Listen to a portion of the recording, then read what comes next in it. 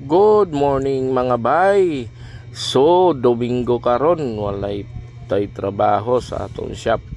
So, dugay na day kayo ni nadaot na ino.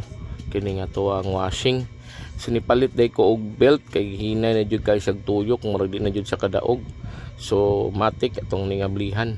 So, katong belt day akong napalit is M27, pero ang original niya is M27.5. Pero kayahon lang gihapon na gamay ra kayo og diferensya. So kanina inom matumning bag-o na to nga belt nga atong itaod M27. So ing-ani ra ni ning pagtaod mga bay no.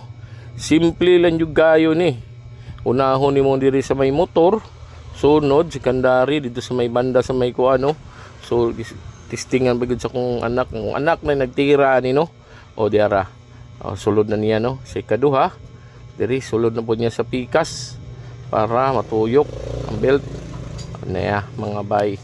So nagtastada na ang atong belt. So akong isang giingnan nga pislita kung luwag ba o hugot ra kayo.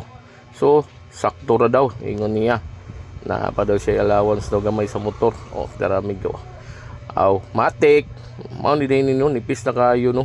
So katong mga nay mga washing nga hinay na kayo mo tuyok, hindi na kayo kadaog no, basing pantalon lang upat kabuk, hindi na kayo kakaya. So ingani ra mga lods, ilisan na ninyo na og belt, barato ra kayo na, tag 75 lang na. Kusog kayo nang matuyok ng atong washing. So manglaban na tag sugod mga bay kay Domingo karon.